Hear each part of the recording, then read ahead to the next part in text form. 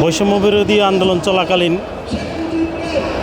গত 19শে জুলাই বিএনপির একটি প্রোগ্রাম ছিল প্রেস ক্লাবের সামনে, কিন্তু স্বৈরাচার সরকারের পেটুয়া বাহিনীর কারণে আমরা প্রেস ক্লাবের সামনে প্রোগ্রামটি করতে পারি নাই।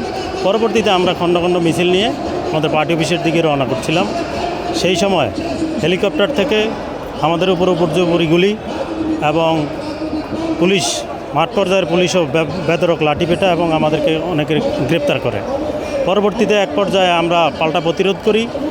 এটা হলো কালভার্ট রোড, বিজয়নগর কালভার্ট রোডে আমরা পাল্টা প্রতিরোধ করলে পুলিশ আমাদেরকে গুলি ছোড়ে।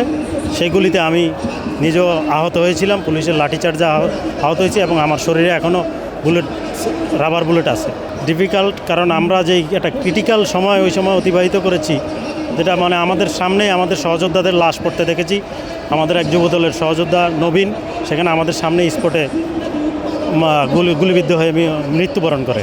জুলাই যোদ্ধা হিসাবে আমার অনুভূতি যে আমরা অন্তত মুক্তভাবে শ্বাস নিতে পারছি। আগে যেটা পারতাম না, ঘরে ঘুমাতে পারতাম না। আমরা বিভিন্ন জায়গায় পলাতক জীবনযাপন করা লাগতো। স্বৈরাচারের বিভিন্ন মামলা হামলায় আমরা জর্জরিত ছিলাম। এখন আমরা ফ্যাসিস্টকে বিদায় করার পরে মুক্তভাবে শ্বাস নিতেছি, কিন্তু যেই প্রত্যাশা যে দুর্নীতিমুক্ত বাংলাদেশ, সেটা আমাদের এখনও সেভাবে হচ্ছে না। প্লাস এক নির্বাচনের দ্রুত একটি তারিখ নির্ধারণ করা দরকার। বাংলাদেশের মানুষ যাতে যে গণতন্ত্রের জন্য, ভোটাধিকারের জন্য আমরা 17 বছর রাজপথে ছিলাম, কিন্তু সেই আকাঙ্ক্ষা আমাদের এখন পর্যন্ত আমরা বাস্তবায়ন করতে পারিনি। এজন্য দ্রুত একটি নির্বাচনের তারিখ ঘোষণা করে নির্বাচনের দিকে এগিয়ে যাওয়া দরকার। মানুষ গণতন্ত্র চায়, অনির্বাচিত সরকারকে বেশি দিন চায় না, এবং অনির্বাচিত সরকার জনগণের সমস্যাগুলো সেভাবে সমাধান করতে পারে না।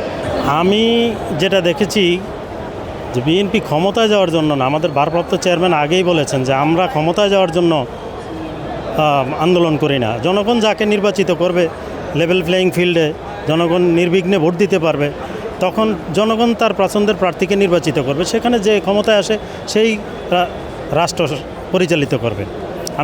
আমরা সেটাকে ক্ষমতা বলি না, আমরা বলি যে রাষ্ট্র পরিচালনা। তো রাষ্ট্র পরিচালনা বিএনপি অবশ্যই সুশাসন নিশ্চিত করবে, এটা বিএনপির ওয়াদা। বিএনপি কখনোই আওয়ামী লীগের মতো নয়, কারণ বিএনপি দলটি প্রতিষ্ঠা করেছেন শহীদ প্রেসিডেন্ট জিয়াউর রহমান। তিনি বাংলাদেশের বহুদলীয় গণতন্ত্র প্রতিষ্ঠা করেছেন, অথচ শেখ মুজিবুর রহমান বাংলাদেশে একদলীয় শাসন প্রতিষ্ঠা করেছিল বাকশাল। তাহলে বিএনপি আর আওয়ামী লীগ কীভাবে এক হয়? কখনোই এক নয়। এবং এর পরবর্তীতে বিএনপি বারবার গণতন্ত্রে দেশকে নিয়ে গেছে। স্বৈরাচার এরশাদের বিরুদ্ধেও 9 বছর দেশনেত্রী বেগম খালেদা জিয়ার আপসহীন সংগ্রামের মাধ্যমেই দেশে গণতন্ত্র ফিরে এসেছে। তো সুতরাং বিএনপি আর আওয়ামী লীগ কীভাবে 16 বছর যে আওয়ামী লীগ ফ্যাসিস্ট সরকার পরিচালিত করছে, যেখানে ভোটাধিকার ছিল না, মৌলিক মানবাধিকার ছিল না, এরকম শাসন তো বিএনপি কখনোই দেয় নাই, আগামী দিনেও দিবে না, এটা নিশ্চিত। আমাদের প্রত্যাশা একটি বৈষম্যহীন বাংলাদেশ, যেখানে একটি কল্যাণ রাষ্ট্র প্রতিষ্ঠিত হবে। এটা তারেক রহমানের নেতৃত্বে, আমাদের দেশনেত্রী বেগম খালেদা জিয়ার নির্দেশনায়, তার নেতৃত্বে সেভাবেই একটি সুন্দর রাষ্ট্র পরিচালিত হবে ইনশাল্লাহ, যদি আমরা জনগণের ভোটে নির্বাচিত হয়ে আসতে পারি।